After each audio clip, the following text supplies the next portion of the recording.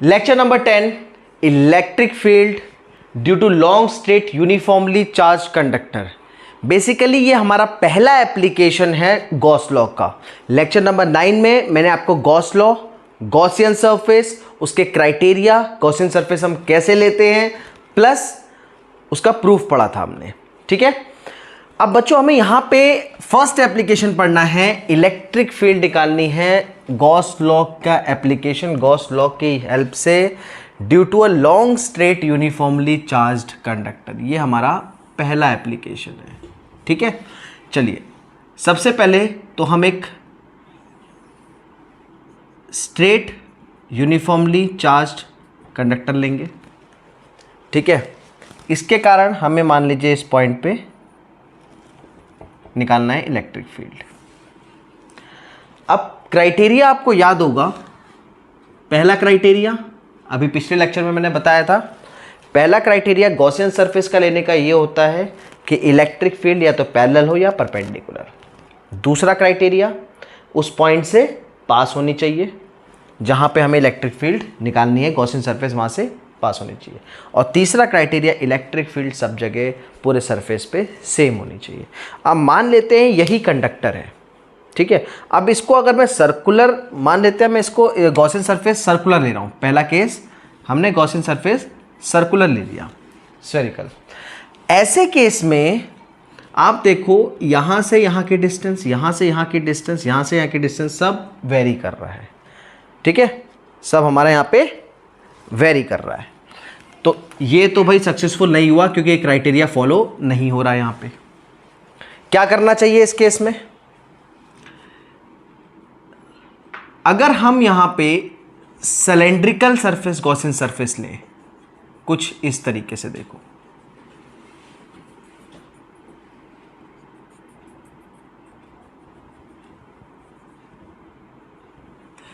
Cylindrical लें तो देखो इस जगह से इस जगह से आप सब जगह से देखोगे इलेक्ट्रिक फील्ड डिस्टेंस सेम आ रही है, इसकी डिस्टेंस पूरी सेम आ रही है। ठीक है, तो गॉसियन सरफेस हम यहां पे ले सकते हैं।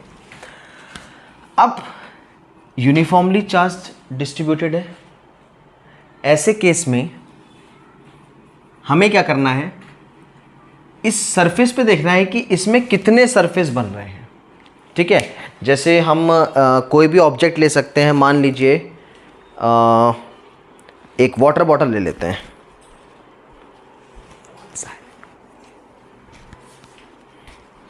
ये देखिए, ये अभी पूरी तरीके से सिलेंड्रिकल नहीं है, बस मान लेते हैं कि ये सिलेंड्रिकल पार्ट यहाँ से लेके यहाँ तक का ले लेते हैं।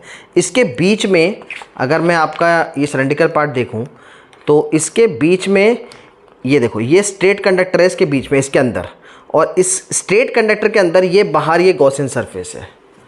ठीक है, स्ट्रेट कंडक्टर के अंदर ये बाहर गॉसियन सरफेस है।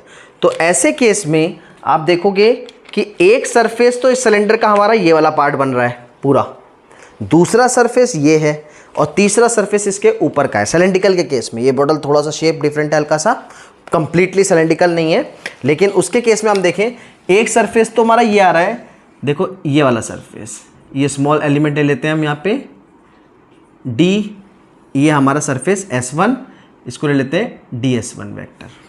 ठीक है, दूसरा सरफेस ले लेते हैं हम ये ऊपर top surface which is S2, इसको ले लेते हैं DS2 वेक्टर।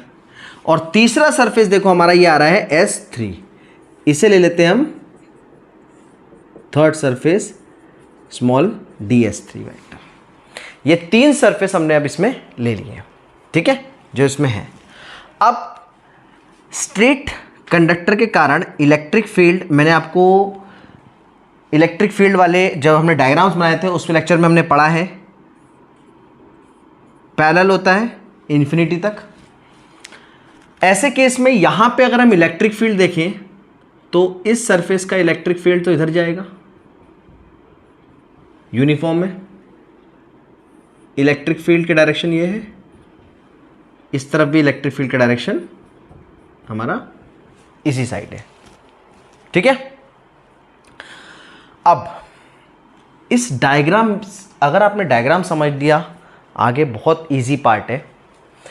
आप देखो पहला सरफेस S1 में इलेक्ट्रिक फील्ड और DS1 के बीच में एंगल कितना बन रहा है, 0 डिग्री। S2 में देखो DS2 और E के बीच में एंगल मेरे ख्याल से बन रहा है आपका theta is equal to 90 degree. और अगर DS3 और E में देखें यहां पे भी हमारा एंगल बन रहा है theta is equals to 90 degree. ये डायग्राम यहां तक हमें समझना था, ठीक है। अब ये बहुत इजी है, एक चीज मैं आपको याद दिला दूं, ठीक है। हमने कंटिन्यूस चार्ज डिस्ट्रीब्यूशन में पढ़ा था lambda is equals to Q by L D Q by D L, याद होगा आपको। Linear charge density, volume charge density, surface charge density, ठीक है। सरफेस सिग्मा, ठीक है। लीनियर हम लैम्डा से, लीनियर चार्ज डेंसिटी हम लैम्डा से डिनोट करते थे, सरफेस चार्ज डेंसिटी हम सिग्मा से डिनोट करते थे, वो हम आगे यूज करेंगे। बाय डेफिनेशन आपको याद होगा नेट इलेक्ट्रिक फ्लक्स या टोटल इलेक्ट्रिक फ्लक्स क्या होता था, close integral of E vector dot D S vector. Electric flux में हमने पढ़ा हुआ है ये चीज। यहां पे कितने सरफेस हैं आप ये देखो, S1 S2 S3, यानी कि integration of S1 E vector dot DS1 vector, क्योंकि पहला वाला सरफेस का integration, plus integration of second surface, electric field constant है E vector dot DS2 vector, plus integration of third surface E vector dot DS3 vector. 3 surface है, तीनों का हमने separately integration कर लिया।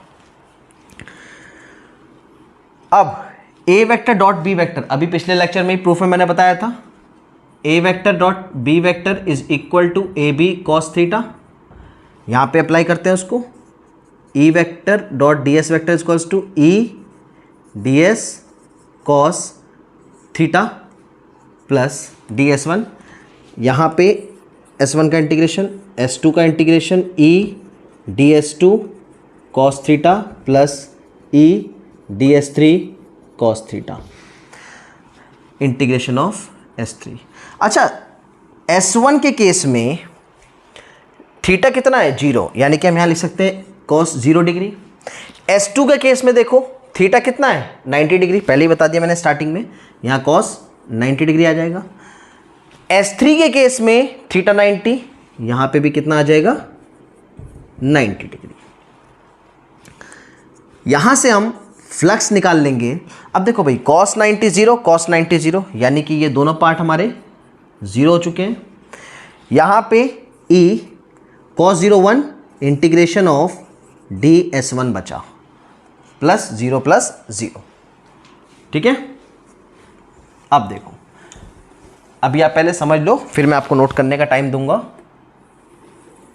अब देखो स्टूडेंट्स, यहां पे फ्लक्स निकालना है, phi is equals to electric field E और इंटीग्रेशन ऑफ DS1, S1 का इंटीग्रेशन। अब देखो जैसे सिलेंडर की बात हो रही थी, ये वाला पार्ट यहां से यहां तक का देखना, यहां से यहां तक का, ये सिलेंडर ऊपर वाला छोड़ दो अभी, ठीक है। ये सिलेंड्रिकल पार्ट देखो, S1 सरफेस ऊपर और नीचे दोनों पार्ट हमारा खत्म हो चुका है, सिर्फ ये साइड का रेडिएटेड पार्ट बचा है। अब ये साइड का पार्ट मतलब क्लास 10th सबने पढ़ी है, उसमें सरफेस एरिया वॉल्यूम में आपने पढ़ा था curved surface area of cylinder that is 2πRh। तो यहाँ पे भी इसका CS से ही बचा, तो सरफेस DS1 को अगर हम इंटीग्रेट करेंगे तो कितना आएगा। अच्छा, लेंथ h, यहाँ पे हाइट हम यहाँ पे ले लेते हैं, length of the conductor L, इस कंडक्टर की लेंथ ले लेते हैं हम L, तो फाई आ जाएगा E into 2πRL। Radius of this Gaussian surface R 2πRL। इसे हम मान लेते हैं फर्स्ट इक्वेशन। अच्छा, गॉस लॉ क्या कहता है, phi is equal to Q by epsilon naught. इसे हम मान लेते हैं सेकंड इक्वेशन। भाई फ्लक्स चाहे इससे निकालो चाहे इससे निकालो, फ्लक्स तो इसका उतना सेम आएगा, ठीक है। जैसे किसी एक रूम का आप एरिया चाहे नाप के निकालो फीते से, चाहे लेंथ इंटू ब्रेथ मल्टीप्लाई करके निकालो, एरिया तो इतना ही आएगा। उसी तरीके से हम इक्वेशन 1 और इक्वेशन 2 को इक्वेट कर सकते हैं यहाँ पे, तो यह आ जाएगा हम यहाँ पे लिखेंगे फ्रॉम 1 एंड 2। फ्रॉम 1 and 2 हम यहां पे लिख सकते हैं E into 2πRL is equal to Q by epsilon naught. 2πRL को राइट साइड लेके जाएंगे, E is equal to 1/2π epsilon naught Q by R into L। अब यहां पे लीनियर चार्ज डेंसिटी का यूज करेंगे Q बाय L। यहां पे मैंने बिल्कुल स्टार्टिंग में आपको बताया था Q बाय L कितना होता है, lambda, that is linear charge density. तो Q बाय L की जगह हम क्या लिख सकते हैं, और E is equal to 1/2π epsilon naught lambda by R। देखो एक फॉर्मूला तो हमारा ये डिराइव हो गया, E is equals to 1/2π epsilon naught lambda by R। ध्यान रहे न्यूमेरिकल के केस में यहां पे वैल्यू में कंफ्यूजन ना हो, तो इसको हम एक तरीके से और लिख सकते हैं, E is equal to 1/4π epsilon naught, 2 से ऊपर नीचे मल्टीप्लाई कर दो, 2 लैम्डा बाय R। क्यों? 1/4π एप्सिलॉन नॉट की direct value 9×10⁹ newton metre square per coulomb square हमें पता है, तो हम न्यूमेरिकल में डायरेक्टली इसको यूज कर सकते हैं, वहां पे भी ज़्यादा दिक्कत नहीं आएगी, ठीक है, लेकिन ये थोड़ा और इसको ईजी कर देगा। तो ये वाला जो हमारा पार्ट था, ये था first application electric field due to long straight uniformly charged conductor. आप लोग पॉज करके इसको नोट कर सकते हो। हम इसका second application electric field due to uniformly charged plane sheet करने वाले हैं, ठीक है, आप लोग पॉज करके इसे नोट कर लीजिए। तब तक इस जगह पे मैं उसका सेकेंड एप्लीकेशन का डायग्राम बनाता हूं। इसके बाद के एप्लीकेशन की वीडियो सेपरेट में आएगी क्योंकि वो थोड़े लेंदी हैं।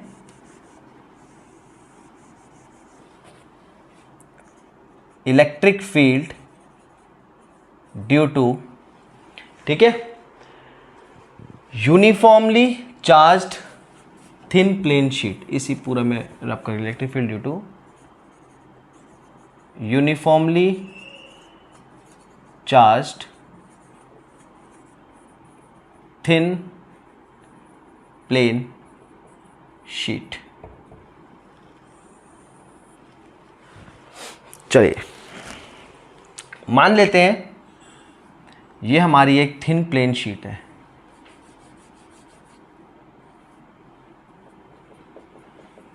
अब यहां पे लीनियर चार्ज डेंसिटी नहीं, सरफेस चार्ज डेंसिटी यूज करेंगे, दैट इज सिग्मा, ठीक है। Sigma is equal to Q by S। Area A भी होता है Q बाई A, यहाँ पे हम एरिया S ले रहे हैं, सरफेस ले रहे हैं पूरा, तो Q बाय S हो जाएगा। फिर से वही काम करेंगे, गॉसियन सरफेस लेंगे, कोई भी एक प्लेन शीट ले सकते हैं हम यहाँ पे। जैसे मान लीजिए हमारी ये एक प्लेन शीट है, ठीक है। अब इस प्लेन शीट पे गॉसियन सरफेस, फिर से ये थिन शीट ऐसे रखी हुई है कंप्लीटली चार्ज। अब हम इस पे गॉसियन सरफेस सेम वही सर्कुलर पार्ट लेंगे, डिस्टेंस मैच नहीं करेगा, फिर हम यहाँ पे क्या करेंगे, सिलेंड्रिकल गॉसियन सरफेस लेंगे। फिर से